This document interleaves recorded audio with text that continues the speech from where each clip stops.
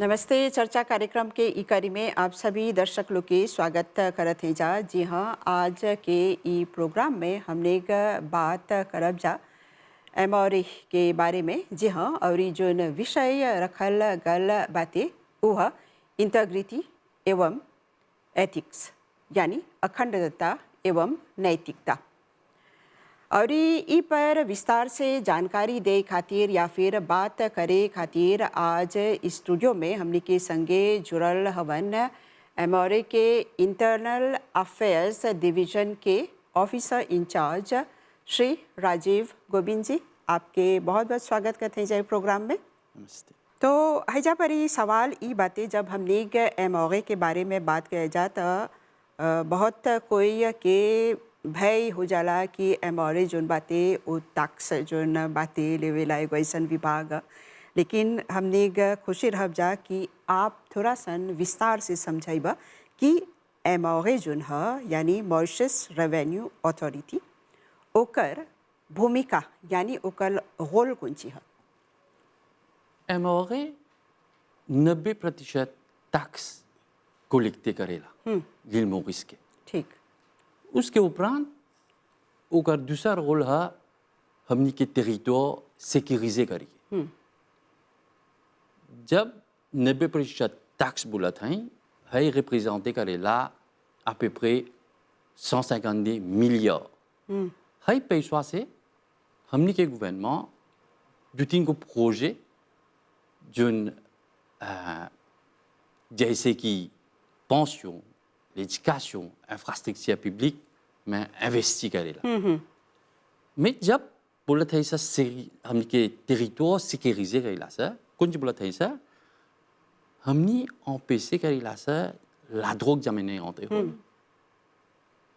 produit contrefaçon jamais entre eux हमनी smuggling empêcher करेला सर। अब इस के पाछे हमनी के कर्मचारी हमनी के स्टाफ जो टैक्स में काम करेलन सर हमनी के douanier वो लोग दिन रात एक करके l'intégrité से डेक्सटेरिटी से अपन काम आने लन सर जब है रिजल्ट आवा हमनी के मिली। हैजा पर एगो आंकड़ा बोले एगो शिफ्ट बोला कि जोन 150 मिलियन ई तक से जोन पैसा इकट्ठा होल ई देखत है जा साल 2024 और 25 के शिफ है। हाँ, तो एकर से ई सब जोन टैक्स के जरिए ई सब पैसा जो इकट्ठा हुएला एकरा समाज के विकास में ही मूल ढांचा में सब में लगावल जाना। और आज जैसे हमने एक विषय रख रही है जा इंटीग्रिटी और एथिक पर यानी आप लोग के स्टाफ जोन बातें आप लोग के जिम्मेदारी जोन बातें ई सच्चाई पर नैतिकता पर चाहेला टिके के तब्बे कमवा आगे ठीक से हुई। हाँ, अगर समझाइबा ई कैसे अपनावल जाला और ई विस्तार से सकबा बोले ई कौन चीज है। जानला l'intégrité एगो मो इंटीजर से निकला एगो कॉन्सेप्ट होलनेस से l'intégrité बोला जाला कि l'intégrité एगो आदमी के soit l'intégrité है soit नहीं है ce qui आधा इंटीग्र है trois को इंटीग्र है soit इंटीग्र बा soit नहीं बा। एगो आदमी इंटीग्र रही ओकरा ईमानदारी सच्चाई से चाहना पेश होई के। अभी बतेली से 150 मिलियन बहुत पैसा। जब है तरह के पैसा हैंडल करबा तो तोहरा चाहना बहुत प्रिकॉशन से ईमानदारी से एथिक से पेश आएगी। एमओरे में एमओरे एक्ट दूगो डिपार्टमेंट क्रिए करेबा है assurer करके कि हमनी के सब ऑपरेशन l'intégrité से हुआ था। एगो डिपार्टमेंट वहाँ के नाम इंटरनल अफेयर्स है où l'intégrité स्टाफ के l'intégrité देखेला और ये दूसरा डिपार्टमेंट के नाम है इंटरनल ऑडिट उस सिस्टम के l'intégrité देखेला। ठीक। तो है दूगो डिपार्टमेंट जोन बा assurer करेला स्ट्रैटेजी डिवाइस करके आने ला जब हम के सब ऑपरेशन l'intégrité से चली। जैसे आप ही हवा ये इंटरनल अफेयर्स Affairs. डिवीजन के ऑफिसर इंचार्ज, तो आपके तले जो न बातें एगो जिम्मेदारी आवेला, एगो काफ़ी भारी जिम्मेदारी रहेला आप लोग के स्टाफ लोग के देखे के। तो हैजा परी जब आवेला सवाल इंटीग्रिटी के, तो उ लोग के कुछो समझावल जाला, बोलल जाला कि कैसे कौन सी करे के, कौन तरह से अपन काम के करे के। हाँ बिल्कुल, हम थोड़ा तनी राconter करब एगो स्टाफ के पॉकू एगो स्टाफ कैसे हेलेला, कैसे एमओरे ज्वाइन करेला। तो commencement में première semaine में एगो इंडक्शन वीक है और इंडक्शन वीक में एगो une état et demi des états हमनी l'intégrité और भी code of conduct and ethics में बचाव से। So code of l'intégrité तब बोल ले ली, expliquer कर ले ली। एमओरे जब से exister होल बा en même temps ओकर code of conduct and ethics लिखा गल हल, internal affairs लिख दे हल code of conduct and ethics। तो हई सब ट्रेनिंग में हमनी वो लोग एक्सप्लिके करे सा, खाली एगो कोड लेके वो लोग के दे लाने से हमनी लेके एक्सप्लिके करेला सा कौन सेक्शन कौन ची बोला था और कौन बिहेवियर एक्सपेक्ट करेला सा वो लोग से। maintenant अब ऑफिसियर वा वो अपन première semaine कर दिला एमओरे में, तो डिपेंडant कौन कैटेगरी स्टाफ, कोनो स्टाफ जैसे कि douanier और ट्रेनिंग ऑफिसर्स जो टैक्स करेलन सा, वो लोग एगो ट्रेनिंग 6 mois soit 8 mois की ट्रेनिंग करेलन। हो में एगो एग्जामिनेबल मॉड्यूल है, वो लोग के छाना एगो एग्जाम में पढ़ लेके l'intégrité पर ऑपरेशन छोड़ दो, वो लोग ऐ तक पर भी चाहना करेंगे, mais seulement l'intégrité spécifique पर एगो एग्जाम लेवलन सा। अब फिर क्या है, है कर्मचारी है स्टाफ काम कर ले बा 5 बरिस के बाद 10 बरिस के बाद ओकरा एगो प्रमोशन मिल गल, एगो फंक्शन जस्ती लाओ के बगैर, तब हमनी एगो दूसर ट्रेनिंग स्पेसिफिक है, स्पेशलाइजे है एथिकल लीडरशिप, कैसे लीड करबा l'intégrité से। और ये लाहो और ये चरबा ये राशि में, तो हमनी के दूसर टाइप ऑफ ट्रेनिंग है, एगो सेमिनार है, वर्कशॉप है, हई सब सेमिनार वर्कशॉप नॉर्मली इंटरनेशनल करीला सा, रीजनल करीला सा। जब करीला सा ça veut dire स्टाफ एमओरे दूसर pays के इंटरनल अफेयर्स के la douane के टैक्स ऑफिसर लोग पार्टिसिपेट होलन सा, और ये दूसर हमनी के स्टेक होल्डर्स जो हवन सा वो लोगों के इनविटे करीला सा ऐसा ट्रेनिंग में। हजा पर एगो काफ़ी दिलचस्प बात बोला कि हजा पर जे एमओरे में आवेला काम करे कोनो भी कर्मचारी, तब विभिन्न विभाग बाती, जैसे douanier बाते, जैसे हमने मॉरिशस में समझी ल जा, फिर अलग अलग अफसर बाते जे टैक्स किसी वजह इकट्ठा करे की जिम्मेदारी उन लोग के है, टैक्स ऑफिसर्स। तो हई सब जोन हवन जा जब उ लोग के भर्ती करल जाला, तो हैजा परी उ लोग के कौन माध्यम से कैसे उ लोग के अलग अलग ये सब यूनिट में स्थापित करल जाला। हाँ है, तो एगो जोली के पोजे करला जोन चीज साला समझे के हमनी के रिक्रूटमेंट स्पेसिफिक है, समझे हमनी एगो मॉडल है कोनो pays में रिक्रूटमेंट होवेला जनरल, रिक्रूटे करबा जनरल एमओरे के लोग के रेवेन्यू के कर्मचारी लोग के तब प्लासे करबा। एमओरे में ऐसे नहीं है, एमओरे में एगो रिक्रूटमेंट करबा हाई डिपार्टमेंट स्पेसिफिक के douanier लोग के रिक्रूटमेंट करबा, ओकर क्वालिफिकेशन ओकर l'expérience séparé है। ठीक, टैक्स ऑफिसर लोग के ओकर क्वालिफिकेशन ओकर experience séparé, internal affairs officer के ओकर qualification different recruit batch of recruitment. हाँ ठीक, यानी सब जोन बातें विभिन्न कैसे बोलीला जा जिम्मेदारी के संगे उ लोग के काम देवल जाला। अब मान ला कि हैजा पर जब हमने ये विषय चुनने हैजा आज ईमानदारी के, सच्चाई के, नैतिकता के, हाँ, तो अभी जोन आदमी लोग के, जोन कर्मचारी लोग के आप लोग भर्ती करे रह जा, जे लोग के रिक्रूटी करे रह जा, तो सब कोई के परेला आप लोग के समझावे के, बोले के, या फिर अगर कहीं कोनो चूक हो जाला तो कौन कदम उठावल जाला? Normalement, qu'est-ce que expliquer li training wa ta sab koy ke deila sa. Training spécifique, intégrité, ethics, code of conduct and ethics. Ta sab koy ke on expliquer que deila sa आगे कैसे चाहला intègre है के. बिल्कुल. Mais उसके उपरांत एगो procedure हमने लगे सब स्टाफ जब rentre हुआ एगो declaration of asset and liabilities हमने के चाह दे के और ये है डॉक्यूमेंट वहाँ चाहना जाके एगो l'affidavit है जूज के आगे चाहना swear करके तो है डॉक्यूमेंट वहाँ में हमने की लोग के एगो financial profiling मिल जाला तो हमने जब एगो ऑफिस से हिले लाए में हमने एगो इंटीग्रिटी चेक करेला सा और इंटीग्रिटी चेक हुआ करे के एगो टेक्निक से भी करेला सा से ओकर फाइनेंशियल प्रोफाइलिंग à travers है डिक्लेरेशन ऑफ एसेट हुआ तब सकब सा तब असेस करेला सा है ऑफिस हुआ आप बा इंटरनल एमओए के काम करे के कि नहीं बस कि फेक वजह है एगो नहीं होल बा में खाली एगो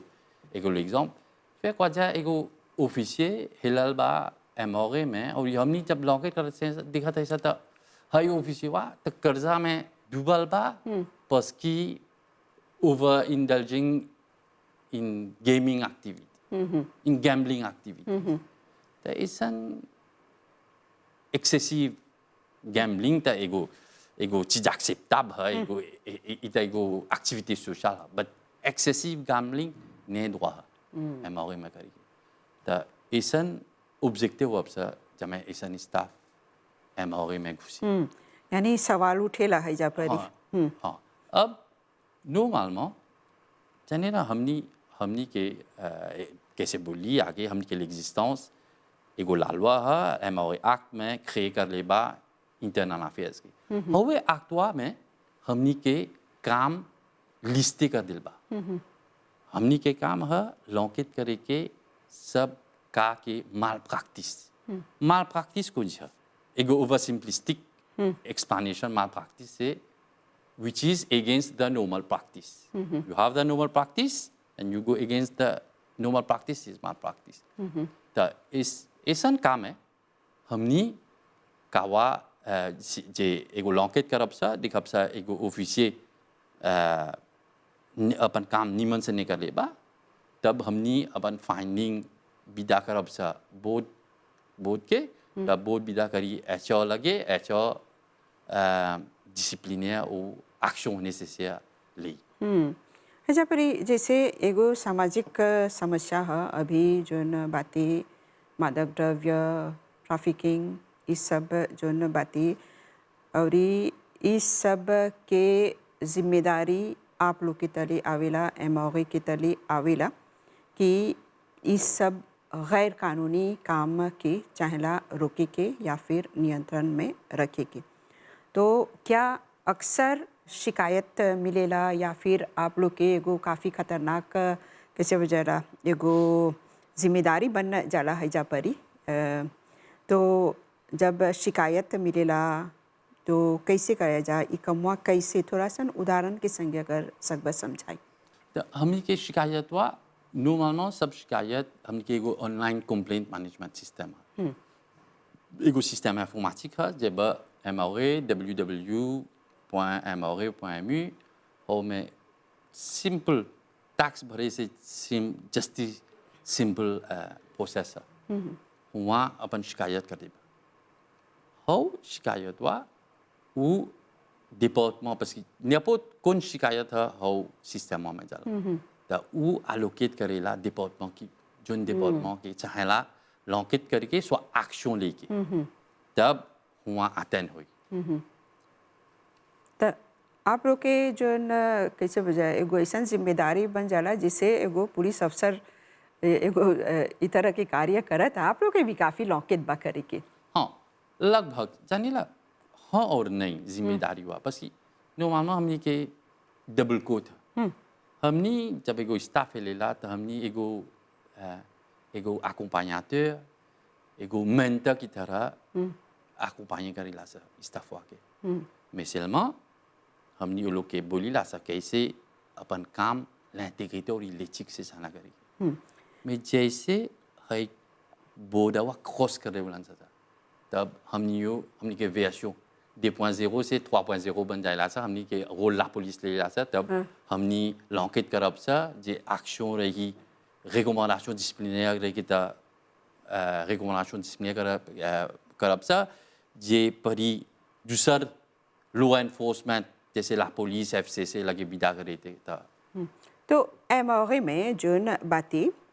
हजा परी जब इस तरह के गैर कानूनी काम बातें लादरों के या फिर बहुत ऐसे गैर कानूनी काम बातें विशेष रूप से ई लादरों के काम तो ई जिम्मेदारी कौन यूनिट के जस्ती देवल जाला normalement है जिम्मेदारी la douane की है तो है जिम्मेदारी हुआ सीधं lourd है सीधं important है तो एगो यूनिट स्पेशलिजे जोन बोला सा कांस हो डिपार्टमेंट वहाँ एगो एंटी नार्कोटिक डिपार्टमेंट है वो स्पेशलिजे काहे स्पेशलिजे बोला सा parce que वो लोग के ट्रेनिंग मिलल बा organisation mondiale de la douane से और ये दूसर pays कैसे la Réunion हमनी के दिखारे ला कबो l'Amérique FBI आके हमनी के ट्रेनिंग देवे ला लोग के बन फॉर्मेशन स्पेशलिजे मिलल बा है कमवा निमन से करे के यानी जे लोग के भर्ती एमओए में ही होल बा भर्ती एमओए ला douane में douanier वे होन सा में एगो स्पेसिफिक सब यूनिट में काम करेलन सा तो कभी कभी ये काम जोन बातें खतरनाक भी हो जाला तो आप लोग के हैजा परी जिसे पुलिस विभाग बातें ओकर भी सहयोग परेला लेगी हाँ souvent des fois quand je département है là-dessus से संगे काम करेलन सा वो लोग के ऑपरेशन संगे होएला हाँ यानी ई जोन इकाई बातें यानी यूनिट बातें हैजा परी अगर ओकरा ई जिम्मेदारी देवल लगल एगो ऐसन गंभीर समस्या पर काम करे खातिर तो हैजा परी बहुत कुछ सोच विचार चाहेला करे के इंटीग्रिटी हैजा परी चलावेला हाँ बहुत रेजों बात हो हर और ये sans exception हमनी है सब ऑफिसर जो वहाँ पोस्टे होएलन सा कांस के वो लोग के हमनी इंटीग्रिटी चेक करी ला सा और ये जस्ती रेगुलियर इंटीग्रिटी चेक होएला और ये हयो एगो सच्चाई है एमओए में नियपुत कहाँ हुआ après एगो 5 ans एगो रोटेशन पॉलिसी है ça veut dire tout हो प्लासवा में नहीं रहा 5 ans के बाद थोड़ा ट्रांसफर हुई बा कहीं भी हयो नहीं विजिन एमओए वे में हयो एगो ट्रांसपेरेंसी के स्ट्रैटेजी है हाँ तैजा परी जोन बातें कबो संतुष्टि व्यक्त करेलन सा अफसर लोग या कर्मचारी लोग नहीं जाना नॉर्मलमें ऑफिसर कैसे हिले ला तो हमनी इंडक्शन वीक में वो लोग एक्सप्लिके करी ला सर वो लोग एक्सप्लिके करा सा वो लोग के काम कुछ हमनी के काम कुछ है हमनी के को कुछ पर्सनल कोड नहीं है वो लोग के हमनी के चाहेला है काम वहाँ करे के तो कौन होलन सर हाँ चाहेला हाँ अगर हैजा परी जैसे हमने के देख ली जा और आप समझाइला भी कोनो भी शिकायत मिलेला एगो वेबसाइट बातें हाँ ऑनलाइन कोई भी अगर कोनो तरह के कंप्लेंट बा दर्ज कराए के तो ई माध्यम से सके और आप लोग कदम जो न बातें कितना समय लेवे रह जा कदम उठाई के बहुत ज़्यादा या फिर तुरंत जैसे कोनो कंप्लेंट मिलल आप लोग शुरू कर देवे से काम presque कैसे बोला presque instantané comment शुरू करेगी mais कितना लेता ले différents l'enquête différents लेता ले बेला हरी के ऑनलाइन कंप्लीट में कबो है माध्यम वहाँ से भी करन सा एगो क्वेरी खातिर एगो आदमी के ओकर एगो क्वेश्चन है तो हम कितना टैक्स दोआ हैं तो है तो 2 मिनट 5 मिनट 10 मिनट इतना temps एक दिन में मिल जाए réponse mais कोई है जब बोली tel jour tel date tel vol से आलबा दुआनियों घर से निमन से ने बचाइला ओकरा रिस्पेक्ट नहीं करलक तो है सब लौके तनी जस्ती लेता लेवेला अब दूसर कहते लौके था तनी जस्ती कॉम्प्लेक्स तो वो में ऑन एवरेज एगो एक महीना 1 महीना हाँ तो जिसे हवाई अड्डा के उल्लेख करला हैजा पर ही अक्सर जोन बातें अभी काफ़ी सख्ती बरतल भी जाता खासकर जहाँ पर ही मादक द्रव्य के बात बातें या फिर स्मगलिंग के बात बातें और ये समुंदर में भी आप लोग के एगो अलग से जिम्मेदारी बन जाला वो एगो माध्यम है एगो मार्ग है जेकर जरिए इस सब मादक द्रव्य के आयात होवेला या फिर भेजल जाला तो हैजा पर भी आप लोग के एगो बहुते भारी जिम्मेदारी बन जाला सब परेला दिखे के आप लोग के हाँ तो कैसे तू बोला था हमने के बंदरगाह में ça veut dire les pots aéroports दोनों प्लस हमने के douanier है वहाँ douanier वन वो लोग के संगे हो टीम स्पेशलाइज्ड कांस वो लोग वो présent है और ये puisque वो लोग एक travail तनी स्पेशल करेलन सा वो लोगों के इंटीग्रिटी चेक souvent होवेला हैजा पर ही रहल एमोगे जोन एथिक्स और इंटीग्रिटी अपनावेला मेरे ख्याल से विभिन्न मंत्रालय में भी ये जोन विषय बातें ये जोन मुख्य कैसे बोला जा ये दो शब्द है लेकिन बहुत भारी बातें हाँ अगर सगरो अपनावल जाए सब काम जोन बातें बहुते अच्छा से होई और हैजा पर खास कर आप लोग पर बहुत निगाहें जोन बातें टिकल रहेला एगो जिम्मेदारी के काम रहेला तो हमने के अगर बात करब जा तो बहुत कुछ बातें